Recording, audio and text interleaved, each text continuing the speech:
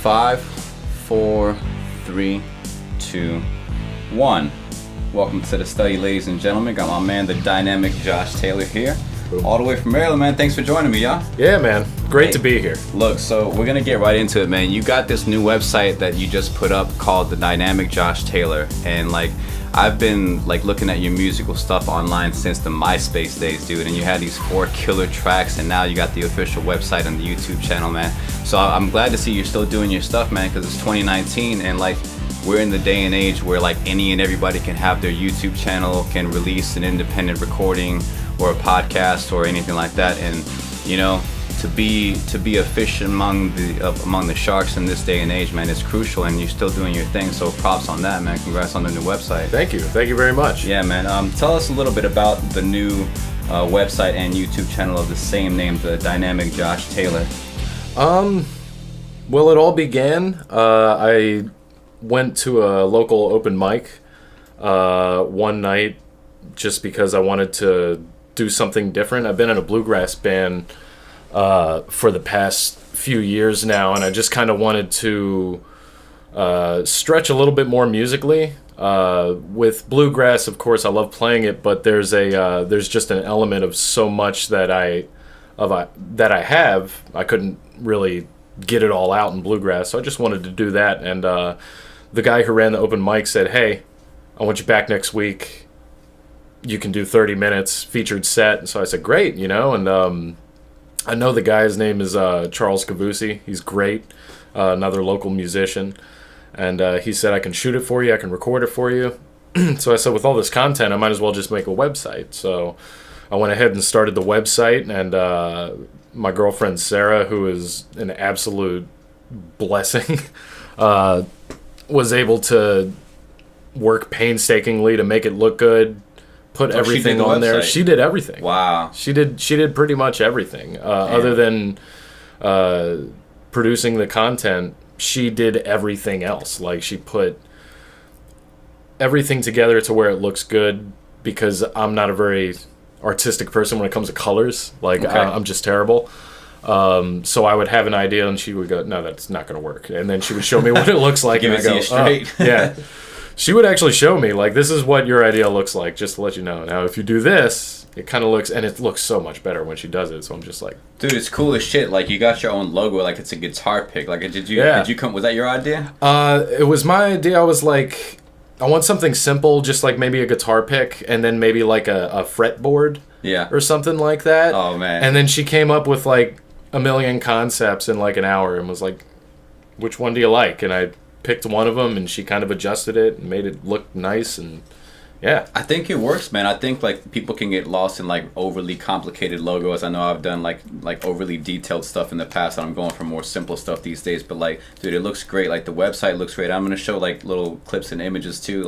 It looks very very comprehensive. It's just very basic, events. It everything you need to know about a musician is right there without too much noise, without too much mess. So the website looks killer, dude. I'm really glad. And then the YouTube channel. So you got a place where you're posting up performances and live shows, things like that. That's right. Speaking of live shows, you just came off of last night doing a show at R Bar, if I'm not mistaken. R Bar out in Baltimore, right? The letter R dot bar. Dude, I would have loved to have made it. It just I couldn't make it last night, but congrats on the gig, man. How did it Thanks. Go? It went really well, actually. It's a kind of a new-ish place, and it's very progressive in terms of how it's set. It's basically a food court that has a bar right in the middle of it, and there's chairs and tables all over. So setting up there to play, I went in there thinking, people, this is a food court. Nobody's going to be listening to music. And then 3 songs in, I got a small crowd of people pulling up chairs, and there's people to the side of me watching. It really felt like an unplugged sort of thing, like MTV Unplugged from our generation. Hell yeah. It sort of felt like that, because people were actually coming in to listen to the music, and people were actually clapping and listening and talking to me in between, and it was very intimate. It was really good, even though it was such a large place. and there was a lot of people talking. Usually that's a lot of noise. It still felt very intimate. It sounds like a place where you can really engage with the people, like they're right there in your face. It's not like a stage performer and then like audience here. It's like you're in the middle of it. Yeah. That's cool, man. We're on the same level. That's all right. And Yeah. you said it's in the middle of a food court. Yeah. So it's people going about their day, eating their food, not necessarily there for the show, but while they're there doing their thing, they get to hear your stuff. That's right. Dude, that's fucking brilliant. It is. So how'd you hear about this place? Like, who's the owner or manager at this place, and had you played there before? I haven't played there before, and in fact, this was something that my band Moose Jaw was trying to get to. We're actually trying to reach out a little bit more in Baltimore since we're in D.C. right now. We're very established in D.C. I actually, I'm surprised how many times I get people coming up to me saying, I've heard of you guys, or my friend has told me about you guys. So we get gigs in D.C. Why can't we get gigs in Baltimore? Why can't we, so we got to start spreading out. And our bar was just like, you guys sound amazing, and we love you guys, but you're a little out of our budget. Because it's Bluegrass is like go-go bands. There are just so many people, it's hard to get paid at a certain gig. Okay. And when you have musicians that are good enough, you want to make some money doing it. Yeah, sure. So I always tell musicians, like, don't be shy to ask for the number that you want. Yeah. Because normally you're going to get the number back that someone can afford. And even though you're still doing what you love, you have to be able to, at the end of the day, you got to pay your bills, Yeah. So this is one place where they said, a whole band just wouldn't fit here. We're looking for like a solo or a duet. So I just emailed her back and said, hey, I can have one or two of us come up and we can certainly do a solo or a duet. So I tried it as a solo, and I might actually go back with one of the guys from the band next time. Dude, the fact that you can do a show fun on your own, man, that's unbelievable, because a lot of people who work within bands, well, maybe not a lot of people, but not everybody who works in bands can expand beyond the gig. It's like if I'm the bass player or I'm the drummer and not much else, but you seem to have like your band thing, and then like you can do freelance work with solo gigs. That's real cool, man. Yeah. I'm glad you brought up Moose Jaw, man. I was gonna ask you about that. So you're part of a band called Moose Jaw Bluegrass. Right. What do you want people to know about that band? Like, if they've never heard of Moose Jaw Bluegrass, what do you want them to know about it? Well, I want you to know everything about it. Right. If I had to say anything, it would be that if you don't normally listen to bluegrass, you would like our band. And that's not saying that if you like listening to bluegrass and you listen to it all the time, you're still going to like our band. The best part, I think, about us is that we have 5 individuals who bring so many different flavors to the genre. For instance, my cousin is the one who actually put this band together. My cousin Jason, he plays the banjo in the band. He used to play bass for a punk band. And the mandolin player was the lead singer and guitar player of... Mandolin player? Yeah. What's a mandolin? A mandolin? Yeah, this is my musical inexperience. Cool, I'm not that good with the instruments. Like, it's fine. It's a guitar about this big. Okay. Except it's got 8 strings, and it's basically tuned like a ukulele. Oh, bet. Okay. Right. I believe. Well, there's my musical education for the day. A lot of people get the ukulele and the mandolin mixed up. But cool. So Jason put the band together, and he did. Yeah, he said, let's get some guys together and jam and just see what happens. And he called me up and said, I'm putting together this jam. I know you play guitar. Have you ever played bluegrass? Do you want to play bluegrass or some country or something like that, and just see how it goes? I said, I haven't jammed in a while, sure. And it was just awesome. I mean, we clicked like that. Now, bluegrass, like what? Because I'm not too familiar with bluegrass. What constitutes bluegrass? Is it like a soft, like southern type sound? Because I've listened to a few of the snippets that you guys have online, but I'm still not too familiar with bluegrass. Like what is bluegrass for people? So bluegrass, it's hard to define bluegrass because a lot of people say that you have to have a banjo, you have to have a fiddle, you don't necessarily have to have a collaboration of all of the instruments to have bluegrass, but it's essentially 2-step music that is either lightning fast or it could be done in a ballad or somewhere in between. But it is very Southern roots, Americana based. A lot of people call jazz American classical music. And bluegrass falls under that as well because a lot of the songs we play are from the 1800s and early 1900s. Yeah. Oh shit! Like, so bluegrass is mostly musical based, not very lyrical based. Like, there's no. Oh, it's absolutely lyrical based. Oh yeah. Yeah. People love it. There are instrumental bluegrass tunes, and it is, I'd say everything sort of constitutes it. But one thing people say about bluegrass is if you want to feel happy, listen to the music. If you want to feel sad, listen to the words. Okay. See, part of the reason why I do this show, man, is because there's so much that I don't know, and when I get people in here who have all these experiences that I don't, like, I draw from that. So like everything that you're saying is just like it's new to me, and it's like kind of getting me into that bluegrass world. Now, I've been trying to ever since recording music expand my musical knowledge and interest. So I listen to everything from hip hop to metal to classical to Spanish to like even the Kill Bill soundtrack. I thought it was brilliant. It had music in Japanese and stuff that I don't understand. So I'm trying to take it all in, and bluegrass is like that's going to be something that I'm going to add to the list this year. Like I'm going to definitely try to make it out to one of the shows. If not, at least catch everything you're doing on the live performances. Now the live show from last night, is it going to be posted online on YouTube? Are we going to get to see that? I believe so. I'm going to have at least one video. Something good had to have come out. Sure. So at least one video or musical track will definitely be on the website within the week. Cool. Yeah. I mean, as soon as that's up, you better believe, man. We're gonna link to that so everybody can see that. So that sounds like you got a good thing going with the band, man.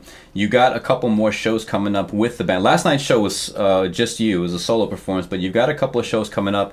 March 21st at Mr. Henry's in DC. Yep. And then on April 20th, you got a show with the band at the New Deal Cafe in Greenbelt, Maryland. Now, you told us a little bit about bluegrass in general and about the band. About the live show, about the Moose Jaw Bluegrass experience. Like, what can people expect from y'all's show? Like, they go. So, okay, when to describe a Moose Jaw Bluegrass show, so like when we get on stage, we have this sort of thing going on now where we kind of razz the audience a little bit, and we've gotten such a great response out of it. Big ones are like, if a lot of people like to applaud after a song, and then you always get one or two people who like to hoot and holler or something like, woo, or something like that. You always point them and say, settle down, or something. And they just love it. So don't take anything that we say too seriously, because we're up there having fun, and we're up there just to poke fun at the audience. Yeah. We're a little bit of attitude into it. My cousin came up with the idea to wear all red tracksuits to gigs, to kind of let people know, just like, we're not your typical bluegrass band. That's cool, man. A lot of people are family friendly. We are not. Hey, man. When it calls for it. That being said, if we're playing a party or something like that, of course, we're not going to do our normal routine, but you come see us at the New Deal, you'll have a laugh. It sounds like you guys are real conscientious about your audience. Like, some musicians go up there and they have a plan of what they're going to do. I'm going to do this song, then that song, then that song, and that's just what you see is what you get. But, like, I've always preferred, like, the interaction between the band or the performer or the speaker or lecturer and the audience, because I feel like that's really where the connection is. Like, if you're not in tune with, if you treat the audience like an audience, which was, in a way, how I used to look at it, like they're one entity, you're disconnected. But like when you look at them like a group of individuals, you're making eye contact, you're responding. I feel like that's really what goes beyond the music. That's where people really take you in. And when you're selling your show or you're selling your product, you're not selling your product necessarily, you're selling yourself. Right. You know what I mean? That's what people get from the experience. So cool. All right, so those two shows coming up on March 21st and April 20th. Those are posted on the website, and the website is thedynamicjt.com. Is that right? That's right. Okay. I'm sorry. Dynamic JT. Not I'm sorry. www.dynamicjt.com is the new website. Please check that out. How did you guys come up with the name Moose Jaw? Who came up with that? So when we were coming up with the name for about 3 months, and I mean, we went all over the place, and finally our fiddle player came up with it, saying we had some name, and I forget what it was, and it turns out that it was like a creek somewhere, I believe, north of, geez, I want to say somewhere, I can't remember. It was so long ago, but as it turns out, when we looked up, it was also a marijuana strand. Oh, yeah. So my my fiddle player, who's a school teacher, said, "Let's not do that. Why don't we just call it Moose Jaw?" And we said, "What is Moose Jaw?" And then I Googled it and immediately said, "Well, it's an outdoor clothing company."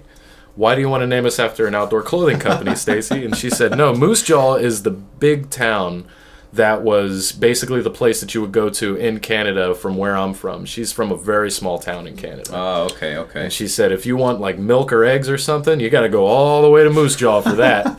And I was like, that's brilliant.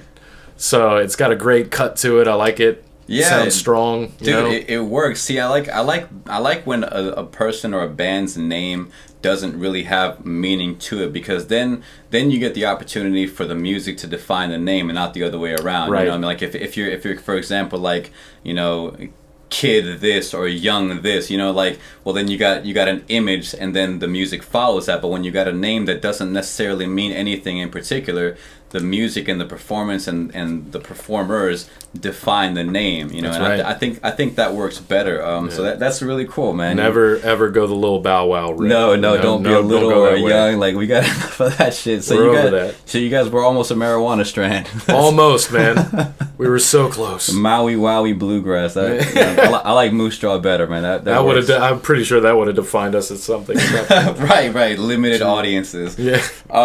You have a lot of musical experience, dude. As long as I've known you, you've been all about like your craft. But I understand that your roots stretch farther than you. I understand your pops has a lot of background in music. I've had the pleasure of meeting him and talking to him and kicking some experience and hearing his stories, and even letting him listen to some of my stuff and getting feedback on it, man. So he's very knowledgeable in music, and I imagine growing up with a person like that had to rub off on you in a lot of ways. Like, how does your father's experience, like, how has it shaped you as a musician, as a performer? Like a wet piece of clay. I mean, his father also played music. Oh, wow. So it really just trickled down. I mean, by the time I was able to hold a pair of drumsticks and hit a drum pad, I was doing it. And at one point, my first instrument was actually violin. Oh, no kidding. In the 5th grade, yeah. And it was a very hard learning curve, because I just couldn't get the frettings right. And as you know, like, a fiddle doesn't have frets at all. So I'm sitting there and I'm playing, you know, it's flat and it just sounds terrible. And then went through it from 5th grade to 6th grade, and then 7th grade came, and they heard me play fiddle for band, and they said, you know what? Why don't you try drums? And I was like, oh my God, I've been demoted to drums. And they put me on snare. Oh my goodness. Drums is a demotion. Apparently it is. I mean, but then you get like brilliant people who play drums. And it's like, I don't even know how they do that. I'm not trying to demoralize drummers. I'm just saying, if you can't play fiddle that good, you might want to go on drums and just try your rhythm. But I picked up a guitar after that day, and I was like, I'm going to learn how to play guitar. And that's cool.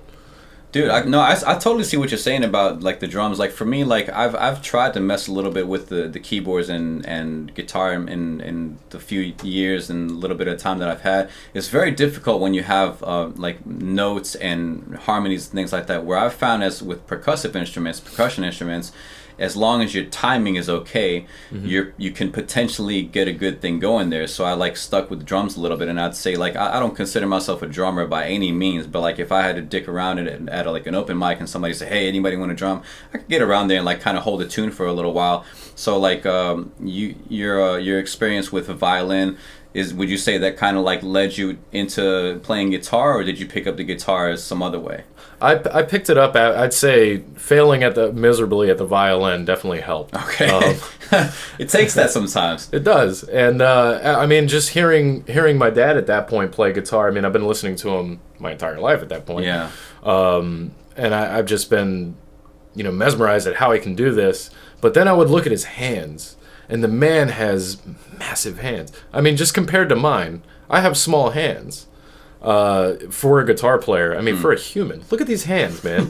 They're not that big. And I would, say, how do you play some chords, And he showed me 7 chords on the guitar and said, just learn these. And then I would learn songs that would comprise of those 7 chords. And then I just took off from there. I think a big part of learning an instrument and becoming, making that your craft it really is time, and it's messing up a lot. You have to mess up a lot in order. Same thing with drums. I feel like if you're good at rhythm, you should be able to play drums. But there's going to be a difference between a person who's got good rhythm and then a person who knows their tone in their drums, right, and knows what to hit and when to hit it. There's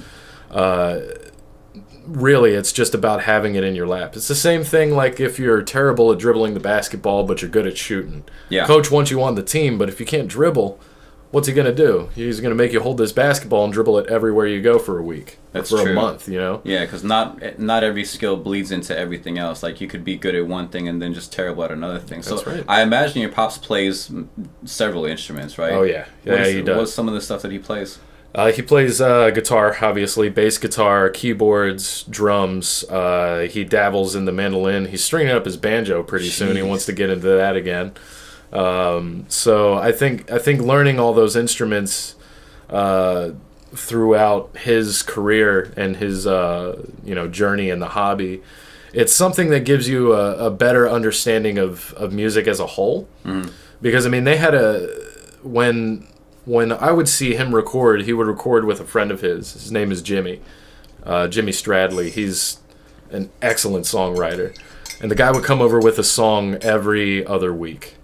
And my dad would record it on a Tascam 8-track recorder, digital recorder. Yeah. Just record Jimmy playing his guitar and singing.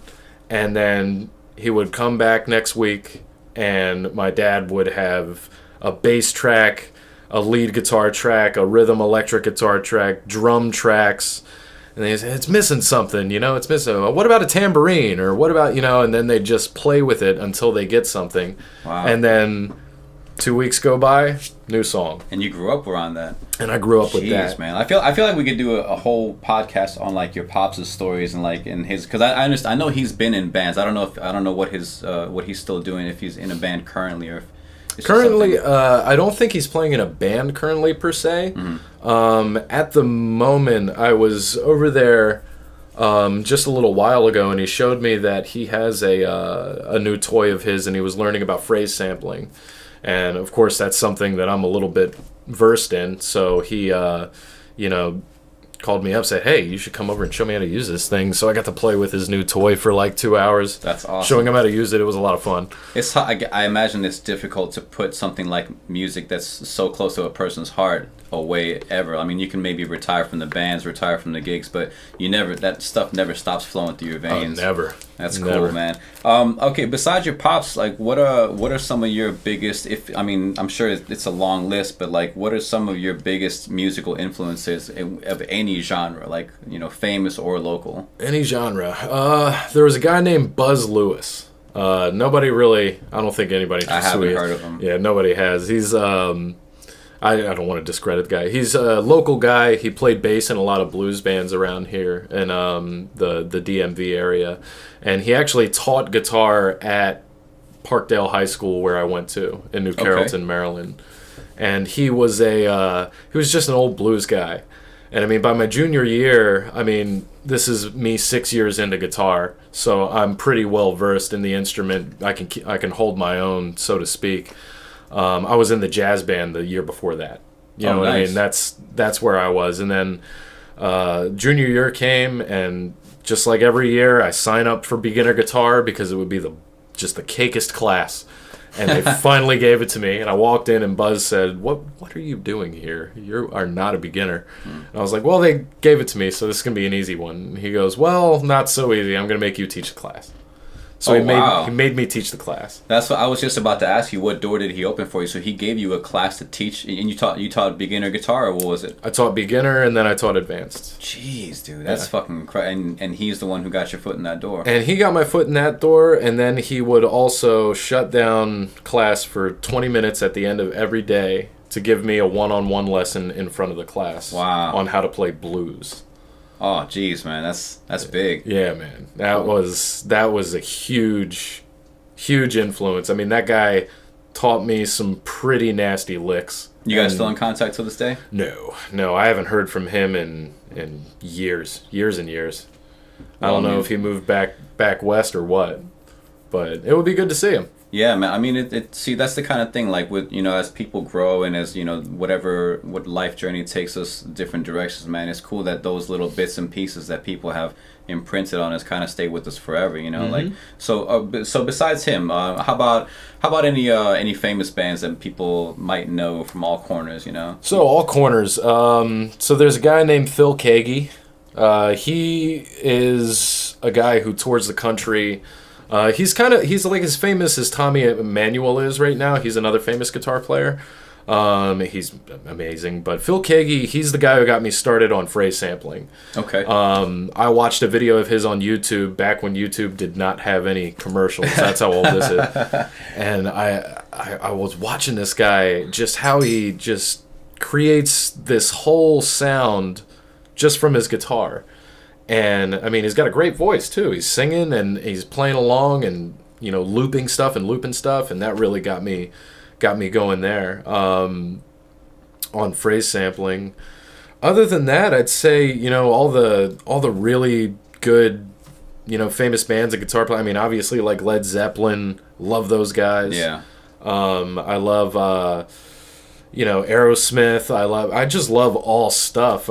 I'd say a really big influence of mine too, and I know it's corny to say, but Dr. Dre is probably one of my main influences. Oh, dude, I don't think that's corny at all. I think his stuff corny. Transcends beyond hip hop. I mean, when he brought that G-Funk in, and I was watching this, I don't know if you know this Netflix documentary series called Evolution of Hip Hop. It's pretty fucking good. When they really talk about his influence and how he merged soul and melody into hip hop, I was like, exactly, like that's how I felt when it first came out. I didn't have the words to be able to express. I didn't know it, but it was something different than the East Coast and like the early 80s rap. It was very melodic, and it was something that even if you didn't know the words to it, you could just listen to it, and it was very musical.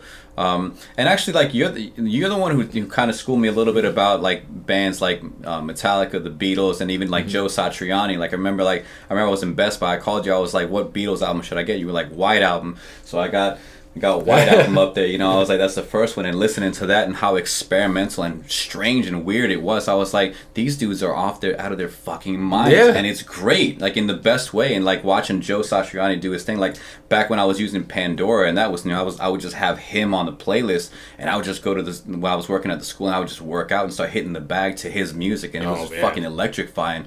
So like cool, like so yeah, man. So you've got a lot of musical knowledge, and I appreciate you sharing that with me and with everybody listening, man. The website says you began playing music at age 6. I imagine like being around instruments, it was very difficult to avoid being around music. When I first heard your recordings in the MySpace days, there were like these 4 killer cuts. I can't remember the names of it. It was on a page called Tailor Made. But one of the things I remember about that is you told me that you had to record them in the one-man band fashion, where it's like you'd record either the drum first and then the bass. And what is that? What's that like? Like having to record a whole thing as the entire band? It's nerve-wracking. That's for sure. But it's also really liberating to be able to do that. I believe I did those on a MIDI pickup on my guitar that I had plugged into a processor, so I could literally just play drums on my guitar and then switch and then have bass. And then I had that going to a phrase sampler, so I'd have to hit a switch right on the right time that I struck the kick drum, and then start a drum loop that was on time, and then end the loop, and then switch over the instrument, and then start, going on top of that. Jeez. So it's a long learning curve. Yeah. But if you, man, Yeah, if you get it, the rewards are very sweet. Yeah. Probably the greatest practice tool I've ever had. I imagine that's not something you would like dedicate, like you wouldn't want to stay on that. It sounds really difficult and hard to sustain, like outside of recording, but like having that under your belt, like having that experience, like, you know what, I'm gonna make a fucking demo, like as the drummer, as the bass player, as a guitar player. And like what I heard, it didn't sound like drum samples. Like you really got on the drums and you recorded. For a few of them I did, yeah. Yeah. Oh man, it's like I wish I still had those songs. Like do you go back and listen to those songs and like? I have a website or a YouTube profile that is tailor-made beats, and I have 6 beats on there right now. Oh, interesting. I didn't know that. Yeah, I'll shoot you a link. That's the name man. of the channel, Tailor Made Beats? I think it's something weird. It's like XX Tailor Made Beats X underscore or something like. Whatever it is, we'll link to it. That's definitely cool. I finally found it. But I was actually listening to it a few months ago, and I was just like, wow, they're not bad. Like they're still not bad. Dude, they were fucking great. Like I don't know how you did that. Like, cause I mean I've synthesized stuff before. Like, and I've had to do the drums, the piano. Like, you know, like. Not bad, but I mean, like having to do that live and like actually play the instruments, like that takes many different kinds of talents, man.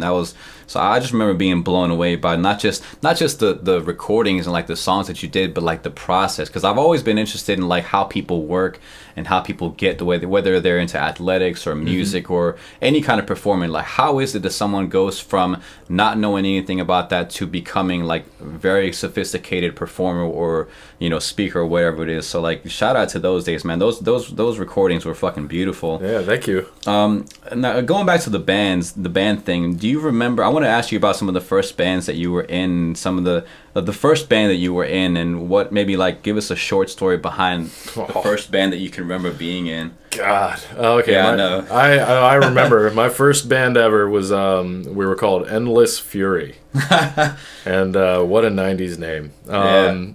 It was compiled of myself, a friend of mine who lived right across the street from me. His name was Jake. He played drums, and then my friend Jason, another Jason, who played bass at the time. That's a pretty cool name, though. Endless Fury. Endless Fury, yeah. We played just a bunch of like grungy rock stuff, a little bit of metal. Nice. Me and the drummer were really into Metallica at the time, so our goal was to learn the And Justice for All album front to back. Oh Jesus, that's hard shit, man. It was. We set the bar high, and we got pretty close, I want to say. If you went out to hear Metallica, this is as good as a 3-piece band could have done at age 15. Yeah, you know? Man. Dude, they see that's one of the things I like about Metallica. Is like they're a metal band, but at the same time they write like songwriters. They write like a symphony. I think and the guy who helped them record Nothing Else Matters, he's the one who was also behind the S&M concert. That's like right. I forget his name, but he looked at them and he was like, your guys' shit is metal, but it's also very symphonic, and I want to take it to the next level. And I think that's why it worked. Yeah. Like for anybody who hasn't seen that the Metallica S&M concert, it's such a beautiful merger of so many things. Like it's metal and it's orchestra and it's classical and it's just so much good stuff going on. And I think that's one of the things it kind of reminds me of your style. Like your style is not, you don't have like one style. Like you do bluegrass, but I've also heard you do metal, like you do jazz, like you can do hip hop beats. Like to be fluent in music, I think is so important to not be one dimensional and specifically with music, because like you can be a rapper, you can be a bluegrass player or a metalhead, but you gotta kind of appreciate a large spectrum of music, even if you don't know how to play or perform all of it. That's cool. So Endless Fury, man. That's Fury, man. That's awesome. Going back to bands, like working with people. I mean, you do the one man thing, and I have experience with working solo too. But like to work in a band, to work among creative heads, I imagine it's not always easy because everyone's on a different schedule, everyone has different goals, everyone has different responsibilities, and you don't always come together. How tough is it to be able to work in a band and then be functional? It's challenging. You're gonna have plenty of times when you butt heads. Sure. I will say one thing that really helps my band and will help all bands, if I don't even know if it's even needed to say this, but get Google Calendar, just make an account for your band. Okay. and just let people know when you can't make it to stuff, or put important dates in there or something like that. That helps us out tremendously. But creatively, I mean, yeah, there are going to be times when people are going to say, I don't like the way this is, or I think this should be here.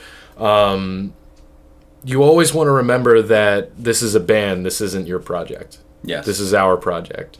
So if you need to bend on certain things, you're going to have to. You're going to have to let some things slide every now and again. For instance, there's a time in this band where I wanted a solo in a certain song, but when the guitar drops in this song, it's very empty. So it's almost not worth it to even have it drop out at all. Even though I really like playing guitar solos over this song, I'm like, it's not worth it, because it just loses everything. And then it sounds different, and then when I come back in, it changes. There was too much feel for it, and even though I really pushed for it, I was like, you know what? You're right. Let's just handle it that way. Let's just not do it. And then I'll just, go extra crazy on the next song. Bet. It's okay, it's okay to bend certain places. Certain bands, I've been in bands where they just literally fist fight over Oh, yeah, sure. a drum part. It's like, why bother, man? Why bother? Yeah, man, I've seen enough behind the scenes with bands, and even like rap groups and musical groups in general, where like they go at it. They even did a whole documentary from Metallica with Some Kind of Monster, like they were at each other's throats. And, I imagine that happens all the time, like absolutely. especially the closer you are, because it seems like the closer you are with people, like the more freely you speak and the more shit that comes out of your mouth, and it's just like, well, if you don't like the lyrics, go fucking write it yourself. It's just a bunch of challenges. And I like that you started with communication on scheduling, because like people got to remember it's work. Like playing in a band it can be fun, it can be like exciting, but it's also a job that needs to get done, because at the end of the day, you got to practice, you got to rehearse, you got to get the chords right, you got to show up to the shows, you got to show up to the rehearsals, and it's work. And if you don't treat it like work, then things could fall apart real easily. That's right. How many bands roughly have you been in? Go, lots. Several handfuls. I'd say a couple dozen, if that. Maybe more. Any crazy stories about a live show you want to share? It's not gonna. Let me see. I mean, because you mentioned like people butting heads within the band, but like audiences can get kind of crazy sometimes. Oh, sure. So we played. I was in high school at the time, and I was playing in a band called CFC, Calls for Conflict. I remember that one. That was a fun band. We were like I want to say sort of a mix-up between like the hardcore that was going on at the time, like Hatebreed and stuff like that, mixed with like Rage Against the Machine and like System, kind of like a hip-hop heavy groove. It's very, very hard to describe, but it was a great sound. I mean, very raw, and but we had a show one night where it was a battle of the bands at the Thunderdome in Baltimore. Jeez, that isn't there anymore. Epic. Yeah, the Thunderdome. They held a lot of like amateur boxing events. I've actually been to a few of them. They're really cool up there. That place isn't around anymore, but I remember we were at a battle of the bands, and there was 15 bands in the finals. Huge night. I mean, it was like an all-nighter thing. It was on Halloween, so I mean, oh wow, clearly huge place, rock music, bar, costumes.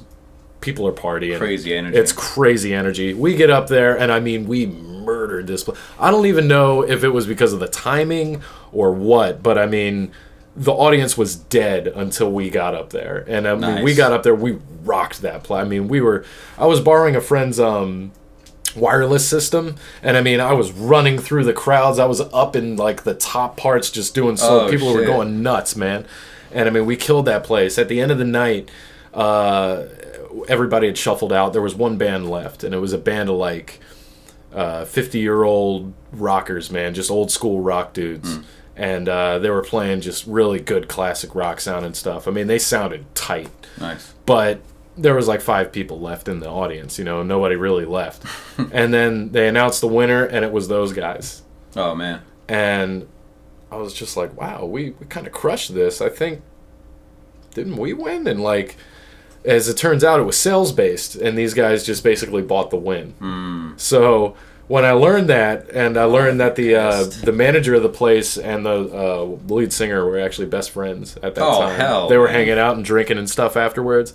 So we had a gig afterwards, and I made an executive decision, which I will never do again, by the way. But I was so pissed off that we did not win that night because, I mean, we did so well, and I was really proud of my band. I took the tickets that I had to sell for our next gig, and I handed them back to the guy, and I said, we're canceling our gig. We're never playing here again, man. And then 2 months later, the place went under. Wow. Jeez, that's what you call a paper champion in boxing. Like, like, they wow, got the win, man. but they didn't really get the win. Right. That's crazy. I want to move on to this place called Omega. Now, this is where I met you, and I really got to know you as a guitar player first, and then I respected you as a person immediately because of how honest you were and like how dedicated you were, and like.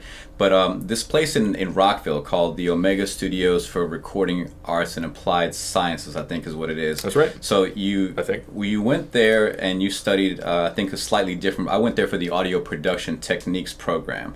You did something similar, but how did going there and learning the technical side in a big studio help shape you, not just as a musician, but like as a recording artist? As a recording artist, I think it's great to have a knowledge of the system. If you don't, then I think it's important to have a producer who does. Because you got to work in all the studios, like the That's tape right. studio, the digital studios, the Pro Tools room. That's And right. that was all new to me. I imagine you had lots more recording experience than me, but that was my first introduction to recording. Like, did any of that stuff like really catch you off guard, or was it kind of just like this is kind of like home? Well, it was some of the stuff definitely was overwhelming. To be quite honest, I mean, I haven't worked with anything that was over 8 tracks at that point. That wasn't virtual tracks. Okay. You know, so seeing a board that extended from one wall to another was, oh man, Okay. that was crazy. And then I would look and I go, what is all this stuff over here now? Like, you know? Yeah. And but really, I mean, he was just like, yeah, reverb, delay, blah blah blah. You know, I was like, oh, okay, so we just patch it in, and then it all just started making sense. It was good to have a knowledge going in. But then when it came to certain things, I mean, I had questions just like everybody else. But as a recording artist, it's good to know because you can produce yourself and you can achieve the sound that you're going for a lot easier if you know how to do it digitally or through analog or through the equipment that you're using. Would you say your recordings got better after your experience there? Yes. Yeah. Absolutely. I mean, they teach you stuff there that, I mean, you would think now is like a no-brainer. But I mean, if you go into recording and you don't know what a compressor does, you're screwed. Yeah. And if you don't know how to, I think one of the biggest things I learned there was to achieve the sound that you want from a certain track. If you're going from an EQ standpoint, taking away does more than adding. That is carving EQ holes. Carving EQ holes. I remember that. Yeah, that's so key because like in the final mixdown, if everything is flat and you EQ, like it's just very muffled, and you got to open up gaps for the kick to resonate and for the hi-hats to resonate, and it really like cleans up your stuff in the end. That's so, like, right. That's great, man. I'm glad that not just you got to go there because I got to meet you, but like that also like sharpened your tune as far as like the recording process. Because playing live, the sound is going to be what it is, but when you're making a record, when you're recording stuff, like there's that after the post production where you really clean up the sound. Yeah. And I imagine that the experience there helped you really like polish your stuff and your recordings. Mm-hmm. That's cool, man. Oh, that's yeah. cool. So I got to keep checking on my phone because that's where I made my notes here. So I'm in the 2019 age, man. We all look at our phones. Yeah, man. Look at mine. So you're not self-conscious anymore. You've been right. You've been doing music since before like YouTube and Facebook got popular, man. And I mentioned earlier we're in the digital music age where anybody can have a voice, man. Like what do you make of all that? Like any kid with a guitar can get in front of their camera and post a video that day and get heard on the other side of the world. That's fucking crazy. It's incredible. Yeah. And I think it's a great thing. It was a crazy transition, I want to say, because I mean, you go from having literally, I don't think I've seen a band make flyers in the longest time. True. And I mean, that's great for the environment, clearly. Yes. But there's saves money too. It's exactly. I mean, anybody has free advertisement pretty much through the internet right now, through social media. Oh yeah. And social media is using that to be able to reach more people now. So if you have a band, you can pay Facebook $30 and reach people. They'll scroll through their Facebook feed, and you'll be on their phone. And they don't even know you. They don't know you. They don't know people that you know. It's just, it comes up. It just comes up. And that's a great tool to use. And I think being able to share music through the internet is great for all musicians, beginners, intermediate. I mean, you can learn stuff through the internet. You can, but it's kind of a double-edged sword at the same time because you're flooded with content. Oh yeah. And it's hard to determine, what is professionally done or what is just professionally produced, or if this person has written this song, and there's a lot of dark space in that. Oh yeah. It's kind of hard to describe, but no, I get what you're saying, because that means there's a lot more noise. Like instead of a 4-lane road, there's like a 25-lane road, and and all the things that can go wrong with that. And like there's also like this aspect of like, whereas it's not even that long ago, we would have needed someone with a recording studio. We would have needed somebody with the connections to the club, or somebody who knows people and they can get the word out. These days, you don't really need a whole lot. You have your friends list, you have your contacts on Facebook, and they can share your stuff. And like suddenly, the entire DMV knows that you got a show going on, and like you save money on flyers, you save on promotion. You don't have to physically get out in the world and put up posters, and like everybody just knows it. People scroll through their phone and like, oh, there's a show coming up this Friday, this Saturday. So in that sense, it's really good. But like now, you got a lot of people like who think they're the shit and a half, and like I'm the greatest rapper that ever lived. I'm the greatest, guitar player that'll ever live. And it's really just like, no, skip that. And it takes work, because like the more you listen to this stuff, it's like the more noise you got to weed through to get through like to the substance. So like absolutely, it is like you said, like a double-edged sword. But like I think it's beautiful, man, because not that long ago, like a lot of the stuff that we do wouldn't be possible, or we'd just be making it in the corners of our homes, and nobody would know about it. But like anybody with a camera, anybody with an internet connection, they can get noticed by somebody who's like, I think you got something going on, come work with me, and that opens the door for their entire musical career. That's right. That's crazy, man. So like it's really like, as a musical performer and a content creator, like I think that it's so key that not just using the technology, but like learning how to use it responsibly, because we can maybe put out something that we regret. That's just like, maybe that song wasn't ready, and then we got to take it back. So like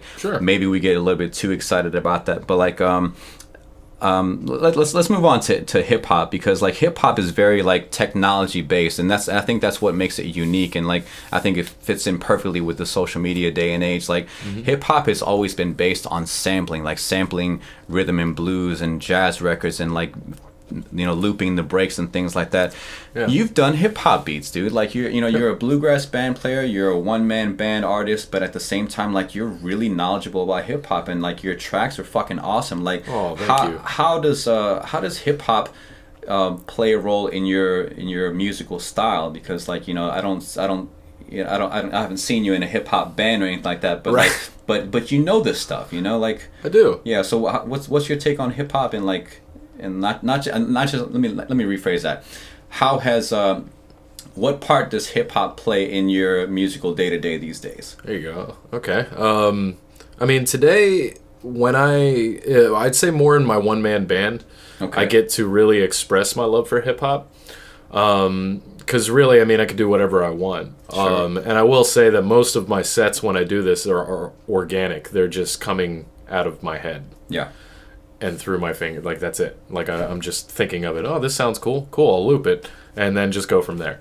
But a lot of it has to do with the beats, man. And I think you can. I think you know about this. The MTV beat maker for PlayStation 1. Oh yeah. What a great tool. God, that changed everything. It was and it wasn't a video game. It was sold for video game console. That was not a video game. It was literally a beat map, a piano roll, where you could just put any sample that you want, mix it together. That built my knowledge on how it looks when you make a beat on a computer. I gotta say the same. Yeah, and then we step back from it and say, "Wow, this is awesome," but I want more samples now. And then we learn how to do it from computers. And, I mean, that was like the tutorial age for YouTube at that point. Man, you could look up whatever you want.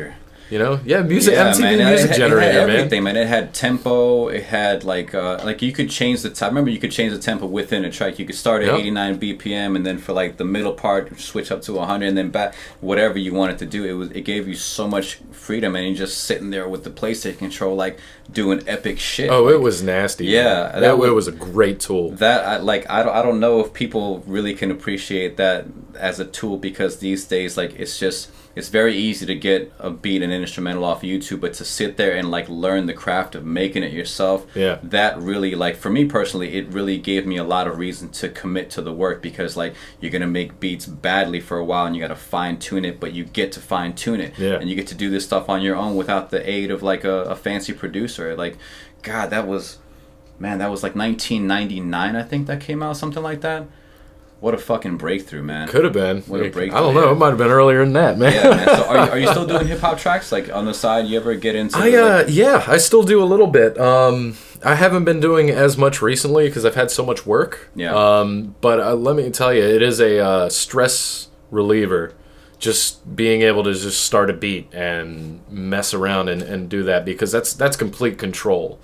And it's the genre itself, I mean, I'm just going to sound like an old guy right now. I'm just not into current hip-hop as much as I could be. I listen to some stuff. I mean, I'm somewhat versed, but when it comes to hip-hop, I just, the further back you go, the more I like it for some weird reason. And it's mainly in the beats themselves. I mean, at this point, I'm not even looking at the person who raps at this point. I'm looking at the structure of the song, the instrumental itself. Okay. I started looking up instrumentals from 2018, and then I would look up instrumentals from 2008, and then I would look up instrumentals from 1998. Oh, what a difference, man! And yeah, and it's not even a technological difference. No. Which is the craziest part, because it seems like the stuff further back gets way more complicated.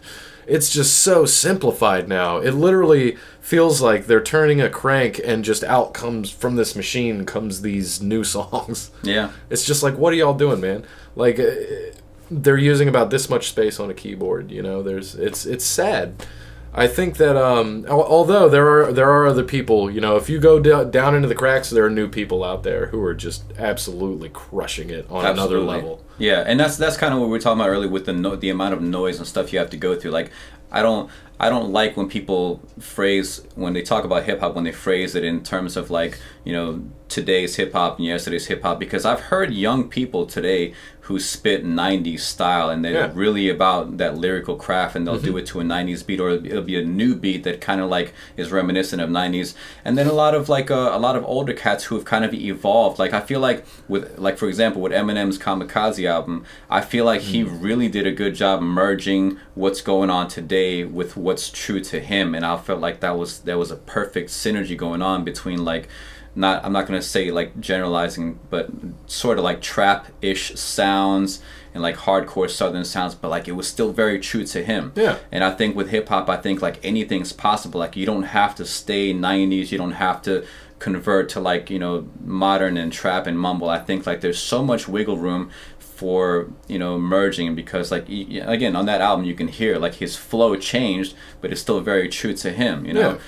Who's real quick, who's some of the old, new school, whatever, some hip hop artists that you've really learned to appreciate over time? Busta Rhymes. Bet. Oh yeah, dude's wild, man. And he's a fast guy, so like everybody kind of defines him as like the fat dude. He can spit fast. Yeah. But man, what he is spitting is incredible. Oh, like yeah. when you really slow down and listen to it, my God, man. And the guy's just gotten better over the years. He did that song with that G-Force produced. I think it was called 60 Second Assassins. I gotta look that one up. Oh man, it's nasty. It's like him. I think Busy Bone is on it. Twist is on it. Oh wow! I mean, and he just murders that 60 seconds, man. Everybody gets 60 seconds, and I mean, obviously they're all just killing it. Yeah, man. But I mean, yeah. I imagine they're all trying to like secretly one up each other at the same time. That's what you do when you get on the track with people. Yeah, man. See, the hip hop is cool because like you can be in a fucking wheelchair and still write rhymes and record. Like as long as your voice and your words are your instrument, if you can speak, if you have something to say, and you can still write or compose somehow. Like you could be 90 years old doing hip hop, and I've heard some of Bus's like some of his recent stuff. Dude can still do it, man. He was I don't remember if he was on Breakfast Club or on the show with Sway. He was on some radio show, and he murdered the freestyle. He's so good, man. Oh my god. Yeah, he's my buddy John Renee. I actually did the last Storyteller session with him. He's a professional boxer out in Germany. Yeah. When we were in high school together, one of his favorite rappers was Busta Rhymes. Yeah. And he had just put out the album where he was talking about dangerous.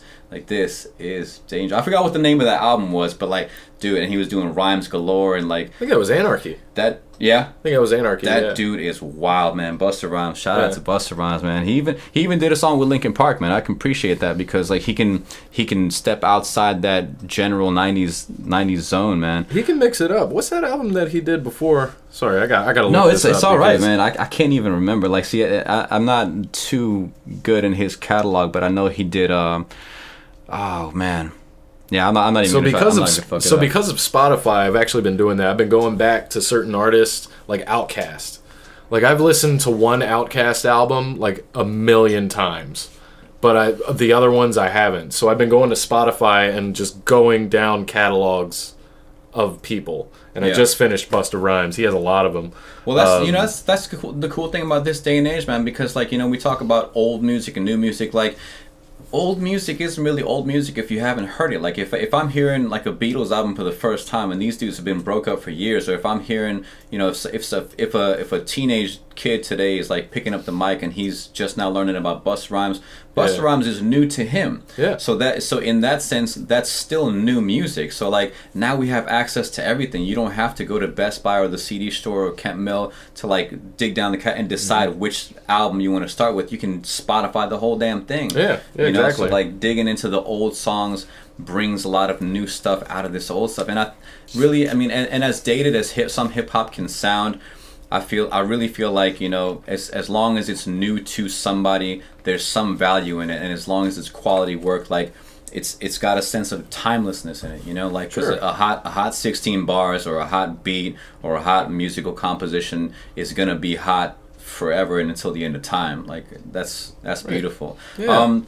One of the last things I wanted to ask you about, dude, is like people who do music, the question always comes up, is there an album in the works? Is there going to be a project coming up? And that's what I wanted to ask you because you've been putting out some really good shit, man. I've really been enjoying your music for a long time, and I'm crossing my fingers for one day hearing the dynamic Josh Taylor album. Is there any plans on recording an album? I can imagine there's reasons why to and why not to.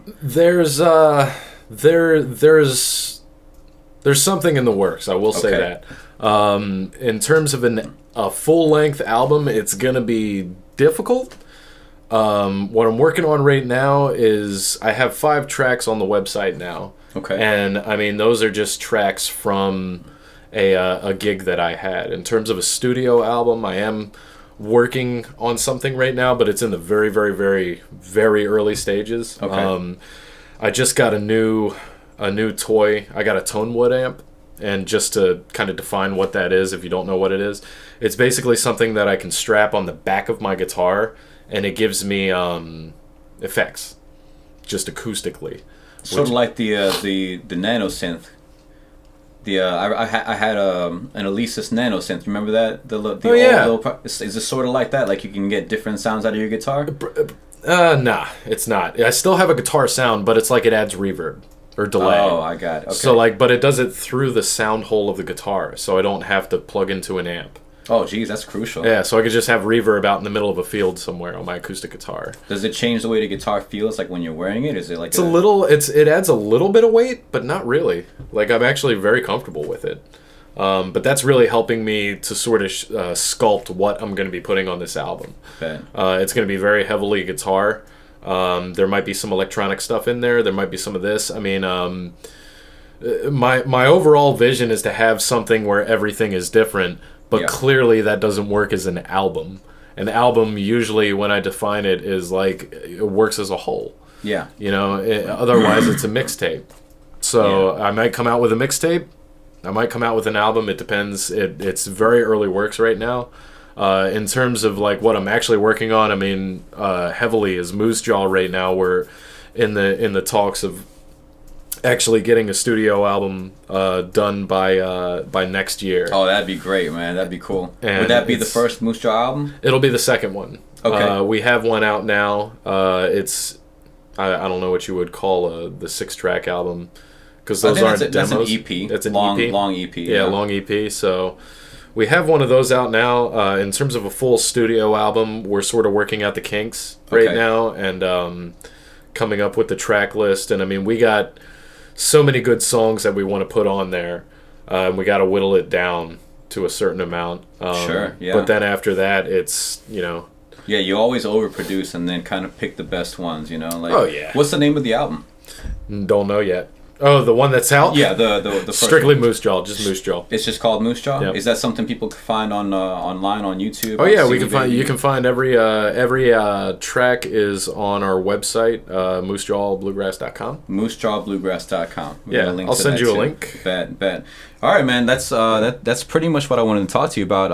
So right now, the possibility to a dynamic Josh Taylor album is it's still a possibility, man. That's exciting, and I hope that goes well for you, man. Yeah, man. All this Moose Jaw stuff I'm seeing online, like I'm really seeing like a lot of work put out, and I can imagine like again like working with a band, it takes a lot of rehearsal, timing, scheduling, commitment, and it's just like to be in a band is nothing but to be functioning as a band and working like that really takes like, you know, strong relationships. It takes commitment to your craft. It takes practice. So like I wanted to tell people again, you got a show coming up. Let me see, at Mr. Henry's in DC on March 21st, and at the New Deal Cafe in Greenbelt, Maryland on April 20th.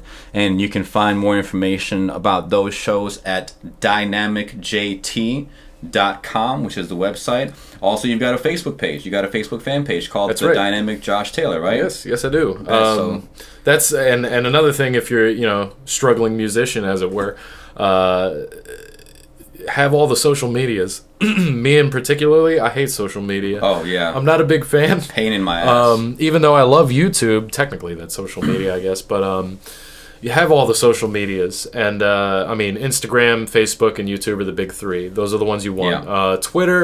Twitter's a big one. I'd say a lot of people do use Twitter, but I mean, unless you're at that level, that, you know, I don't want to say Kanye level, but, you know, up there, it's really, you can use it, but why bother?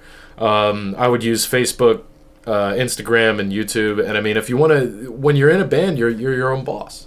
Yes. Put into it what you want to get out of it. I mean, if it's a hobby for you and you play every week with your friends, you know, you get together, you jam, or if you're just going to, you know, the local VFW where they have a bluegrass jam or something like that, you know, you're going to put in just as much as you're going to get out of it. And when you're your own boss and working for yourself as a musician, you know, there's going to be a point where you have a gig or something like that, and you're just not feeling it.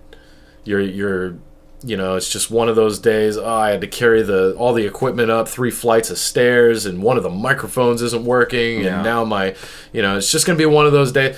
It's fine, because you're gonna have those days. We all have those days at work, you know. Sure. I still have a 9 to 5 that I do every day, but you know, my music is my outlet, and it's my stress reliever, and it's my therapy. Yeah. And it's just a beautiful thing. And if you stick with it, I'm telling you, if you stick with it, I have a cousin right now who started playing guitar a few years ago, and I mean, he was really just beginner, but you could see it. He was just so into it. And every time a family function came by, we would both bring our guitars, and he'd have questions, I'd have answers. I'd have questions, he'd have answers, So it was pretty cool. And I mean, I just saw him a couple months ago, and I mean, he's so much better now, and he's really getting it, and he doesn't seem to be slowing up. So it's just great to see that people are doing that. And I thought of something completely off topic on the road on the way over, when you were saying about like you don't have to go to the music stores anymore or anything like that. Other than social media, how do people even hear about music now? Because I have no idea. The radio is... Does anybody listen to the radio anymore? Maybe for morning talk shows on the way to work. But sure. I don't think many people get their musical intake from the FMs and the AMs anymore. I really don't. It's so dead. I still listen to the radio on my way home from work, and it's terrible. Yeah. Even the classic rock stations are just awful now. And I don't know why. They play the same stuff they used to, so maybe that's why. Maybe it's because they've been playing the same stuff for 40 years. Well, I think that's what hurts them, is that, there was a time where that's the best that we could do, is whatever's playing on the radio, that's, the best that we had. But now people want to really be selective. Like, you want to create your Spotify list or your YouTube. Like, we're very picky about what we want to hear. I mean, and time is short. Like, whether you're old or young, your time is valuable, and you don't have time to like let the random selection of a radio station be your musical afternoon. Like, you want to be like, I want to listen to this, now I want to switch up to this. And I think that's what kills them. I think that the selection is just very out of touch with how many ears are listening, because more ears are listening now through just FM. We're on our phones, we're on our computers, and XM, like satellite radio, stuff like that. Like, there's so much variety and so much selection that people can customize. I think that's what kills FM and like radio stations these days. And like, nobody's really watching MTV and BET for music videos anymore. It's just like, why bother? Like, you can go to YouTube, you can play whatever you want, make your own playlist, and you get to customize what you get. That's the thing, you do, but how do you customize somebody you never heard of? It's fair. It's got to be through word of mouth. Like somebody has to recommend it to you, and you got to be lucky enough. And that's the thing. We could be missing out on a lot, because there's as much noise as there is. There's also genius out there. There's also like brilliant young and old cats. Maybe someone who put their guitar down or put their microphone down and decided, I'm done with this. But now we're in the YouTube and the social media day and age, and they're like, you know what? I'm gonna get back in there and Rocky Balboa this shit one more time and just and put something out. Because really, I think as long as we're alive and breathing, why not, man? We're not dead yet. And I think if a person still feels like they have something to say or something to offer, just fucking do it. Just get out there and do it, because why not? Because, I mean, any day we could kick and you're going to regret. You're going to turn over in your grave and be like, I should have this, would have that, could have that. And then we live in such a beautiful time now where, like, all the shoulda, woulda, couldas can be like done away with. We just go for it, we just do it, and just let the chips fall where they may, man. That's right, man. One last thing I want to talk to you about, because you mentioned about your cousin, how he got better after you interacted with them. For younger people, for kids who are like coming up in this day and age of the noise and the social media, and they feel this competitive drive to be better than this person or better than that person, or stand out, or my video's got to look like that. How do you what would you say to a young person who's just maybe picking up the microphone or picking up an instrument and has all of this to go up against, because there's going to be that I'm comparing myself to them when they should be comparing themselves. What would you say to a person who wants to get started in this and maybe is thinking about, maybe they should or shouldn't? I would say it's hard to block out all the noise, clearly. Truly. Because everybody listens. There's music everywhere. I mean, you can't hide from it. If you're just starting, though, there's, you're going to look... The reason that most people start is because, I listened to something and it touched you some way. You were just like, wow, that's really awesome. I want to do that. And then you realize, there's a lot of work that has to be put into this. You'll get better than you were yesterday. Compare yourself to how you were yesterday. Yeah. I mean, that's what I would do. I would work on just one riff, for like 20 minutes, 30 minutes. Just really, I mean, intricate picking stuff. The stuff to where I'm like, how does he do that? Down, down, up, down, up, down, down, up. It's like basically with paradiddles. it was the hardest thing for me to learn how to do.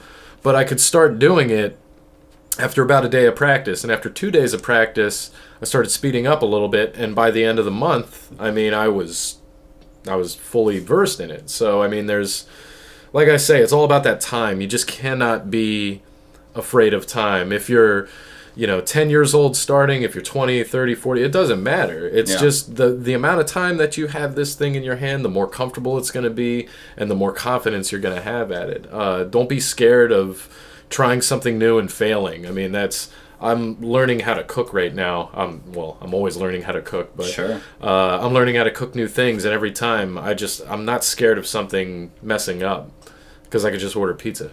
Yeah, I mean, you got to start somewhere, and it's never too late. Like I said, if you're still alive, you got 10 fingers, 10 toes, you got a brain that's working. Yeah. There's nothing really holding you back except yourself. And maybe like the thing, this last thing is like, so maybe you're saying focus on the craft, not on the likes, the views, the numbers, and the noise, right? Because that can be really distracting. A kid can put up their video or their demo, and it gets maybe 7 likes, while their friend who put out some trash gets 700 likes, and they're wondering, well, shit, why even bother? I'm just gonna quit. Oh, that's you can easily. So it's easy to get likes, and I'll tell you why. It's hard to get likes, and it's easy to get likes. It really all depends. If you're a popular person, you're going to get social media likes because you're a popular person. Yeah. If your craft is really good and your work is really good and you feel like the video or content that you put on the internet is good, people will respond to it. Reaching those people is very hard. Yeah. I mean, what I do is I'll if I put out a video or something like that, or like exactly when I launched a website, I literally just shared it with all my friends. Yep. And all my friends know I play music. They checked it out, and then they share it or they hit like or something like that. You ask them, hey, share this with people, hit the like button. It really helps me out, and just the way that you phrase it, and, stay humble. Don't get your head blown up. Yeah. That's a big thing for me, because if there is competition out there, and I mean, clearly we're all fighting over the same gig or something like that, but I mean, at the end of the day, we're all coworkers. We're not necessarily competing for spots, because there's spots for everybody. Yeah. I mean, when you really think about it, it's just, do you want it hard enough to work for it? So would you say that there's a healthy amount? Is there such thing as a healthy amount of ego? Because you have to kind of give yourself a little bit of credit. If you play a funky riff, or if you write something that's on point, you have to give yourself a little credit for, like, yeah, I did get that right, without letting it get out of control. Is there a healthy amount of ego that people can, who are getting started, can kind of give themselves credit for without going over the deep end? Yes. Just don't physically say I'm the best. Right. Just don't physically do that. Don't. No such thing as the best. There's no such thing as the best. Like, I mean, look at James Brown, man. That's like the perfect example. This guy was, I mean, a ruler with an iron fist with his band, right? I've heard.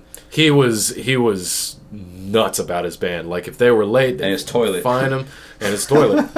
Now, he was actually kind of liberal with that until certain things happened. But shotgun time. I heard about that. I was like, oh my god, Jesus. Yeah, and he was probably like that with the band. But I mean, he would always say that nobody else can do James Brown music. That's what I play. I play James Brown music. Yeah, and there's a certain level of ego to that, but at the same time, nobody else can play James Brown music. Yeah. Because he invented it. I mean, he invented that style of just, I don't even know, off-step funk. I mean, he's not wrong about it's crazy how good he was, yeah. He's not wrong about it, but I mean, nowadays you got guys who are not only saying that they are the best, but picking out individuals and saying that they're trash. Yeah. Like, that is just, why even do that? Do you really need to do that? Like, yeah, I think that can hurt us. And, I haven't been completely responsible and all that stuff. I've made my mistakes too, but I think like that can really kill a person. Is like trying to come up off of bringing someone else down. Yeah. That could end you. It could. It's a dangerous line to run. It absolutely is. But at the same time, I mean,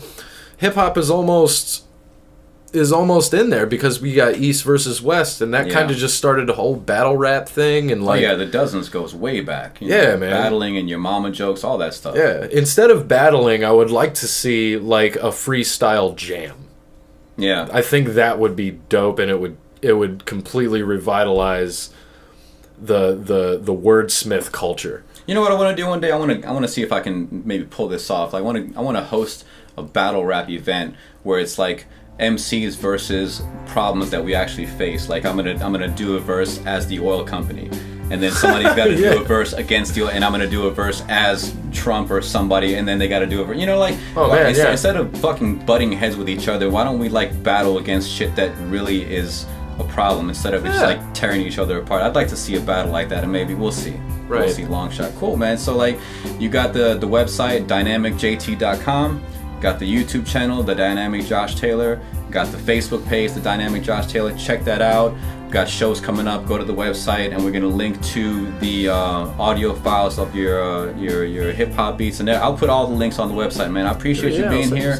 We gotta do this again sometime. Good luck on the shows. Good luck on Moose Jaw. I'll be checking out the projects, the album, and dude, like I continue learning from you. I continue learning from all these people I'm speaking to. So you being here, I mean, hopefully it helps everybody else as much as it helps me, man. Like, and anytime you want to come back, dude, I'd love to have you. Thank you very much. Yeah, I'll certainly be back. You know that. Yeah, man. Thanks for everybody for listening. We'll check you out next time. Peace. Dude, 1,000 thanks, man. I really appreciate you doing that. Thank you so much. Like,